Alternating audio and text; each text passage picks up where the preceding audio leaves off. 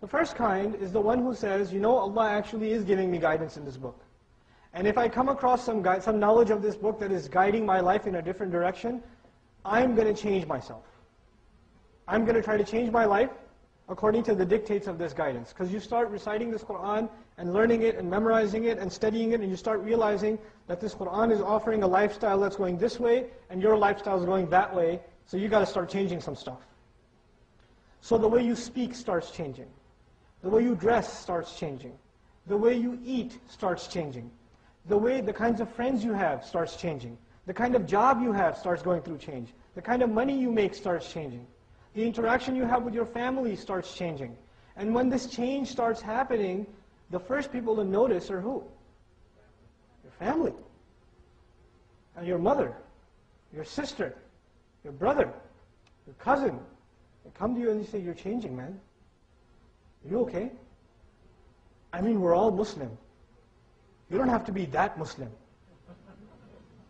Are you listening to these mullahs or something? Is that what's happening to you? Take the thing off your face. They'll come to the daughter. The father will come to the daughter. Why are you wearing that on your head? You're not going to go out like that, right? This is America. Don't do that. Who's going to marry you looking like that? They're going to take you away, looking at your beard. They will say things like that. Your family. They're not going to say these things to you because they hate you, by the way. You know why they're saying those things?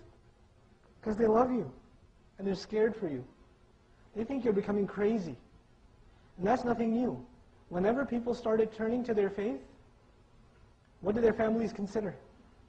Insanity as the only possibility. And so what happens, especially the young people here, listen up. When you start turning a little bit religious, a little too religious than the rest of your family, or the parents start turning more religious than their kids, when that happens, then those that are not moving at your pace are waiting, patiently waiting, until you get a C on your test. Until one time you snap at your father. And then they'll turn around and say, is this what your Islam teaches you? It is that all this masjid stuff, that's why you got a C. That's why you failed. So they're waiting for your mistake. To blame what? The religion. And when this is going on, this psychological war that's going on in your home, you walk into your home and it's a war zone. It's a war zone. Your mother, your wife, your husband, your brother, your sister, your cousin, your uncle, whoever they are saying the most hurtful, sarcastic, poisonous things that if anybody else said, you would run them over with your car, but then you have to take it from them because they're your family, and eventually, young man, 18, 19, 20, you're known to be hot-blooded anyway, so what do? You snap. You people are trying to make me follow the forefathers and the culture, and I'm trying to follow the sunnah, and you don't even have the right aqidah. Slammed the door and walked out. It happens. Certainly does. No, it didn't. But I've seen it happen. And even if it did, I wouldn't tell you. So but this happens.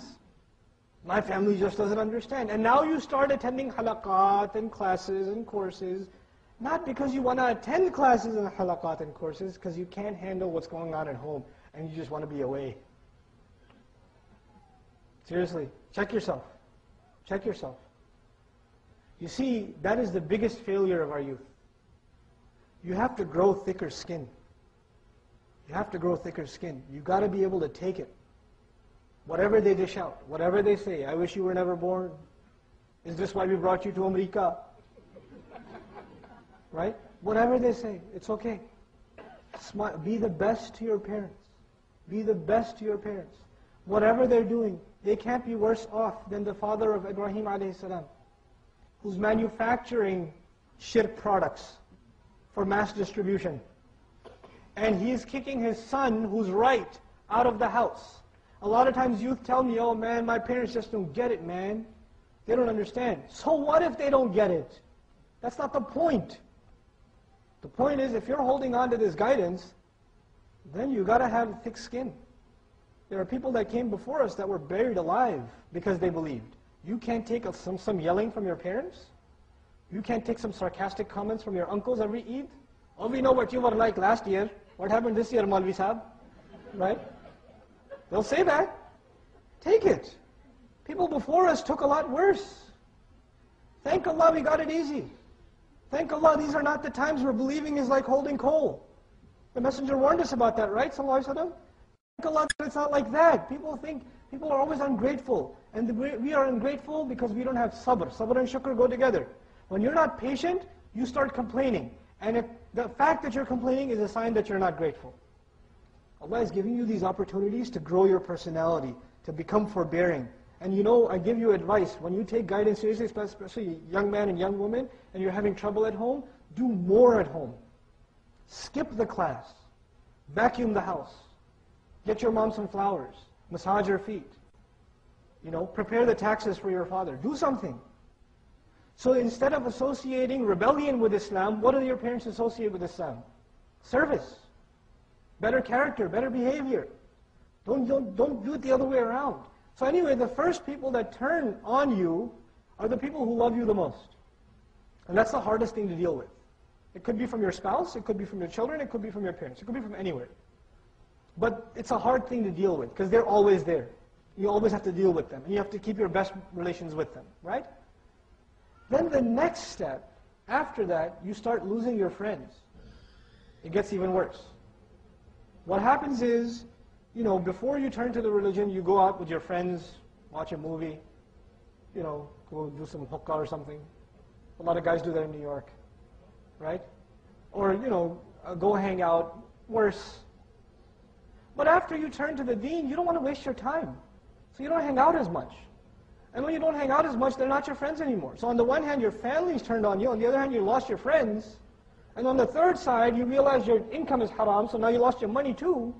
So it seems like when you turn towards this guidance, everything that was a source of joy in your life has now turned into a source of pain from every direction. And this is the ultimate psychological test from Allah subhanahu wa ta'ala.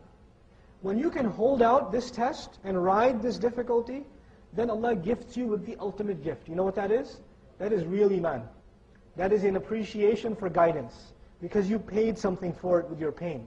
And it is after you pass through this test that something changes inside your personality. Now, after this change, after this test, you find calmness in your prayer.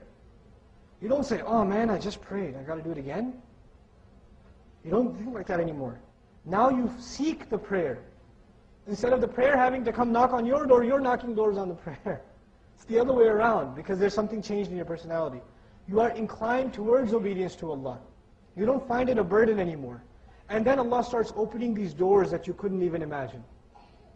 He starts opening these doors. He starts introducing you to people. You start replacing old friends with much, much, much, much better friends. And He does this all because you decided that you want to take the guidance seriously. Taking the guidance seriously is not a joke. You'll go through a lot of hard times. Be mentally prepared for it. أَحَسِبَ النَّاسِ أَنْ يُتْرَكُوا أَمْ حَسِبَ النَّاسِ أَنْ يُتْرَكُوا أَنْ يَقُولُوا آمَنَّا وَهُمْ لَا يُفْتَنُونَ. People think that they're going to just say that they believe and they're not going to be put to test. No. وَلَقَدْ فَتَنَّ الَّذِينَ مِنْ قَبْلِهِمْ. We thoroughly tested the people before them. We did. None of us is going to be free from this test. This is the first kind of people who go through these tests and pass. And this is the minority of people. We ask Allah to make us from them. The second kind of people who say, yes, Quran is guidance. Yes, it's a miracle. Yes, it's saying the right thing. I just can't do it, man. I don't know how you do it. You get people that come to you and say, hey, you pray 5 times? Yeah? That's awesome, man. Every day? On time? I could never do that. That's so awesome that you do that. I wish I could do that. Make dua for me. That Allah gives me tawfiq. Right? So now, have you ever heard this, by the way? I can't do it? I don't know how you do it. That's so awesome. Right? Allah blessed you specially. He didn't bless me especially. By the way, the prayer, which is the bare minimum, on the practical life of a Muslim, the bare minimum is the prayer, is the equivalent of like the law, like breaking the law is criminal, right? This is the law of Islam, so not praying is criminal behavior. You don't go to someone and say, hey man, you stop at every red light? Every one of them? Every day? Oh man, I could never do it. You don't think like that because you acknowledge that that's the law. And you just don't break the law. And if you do, you're a criminal. Right? But our mentality about the prayer has changed. Anyhow, the people who say that they don't have the ability to do so, don't even realize that they are uttering a blasphemy. They're saying something blasphemous against Allah Himself, subhanahu wa ta'ala. Allah says multiple times in His book, لَا يُكَلِّفُ اللَّهُ نَفْسًا. Allah does not burden any person. Allah does not place a burden upon any person. إِلَّا مَا آتَاهَا إِلَّا وَسْعَاهَا in Baqarah, except by its capacity, that person's capacity. Meaning, in other words, practically, if Allah put a burden on me, the only possibility is Allah knew already that I am capable of carrying that burden. Otherwise, Allah says He would never put a burden on someone who's not able to carry it.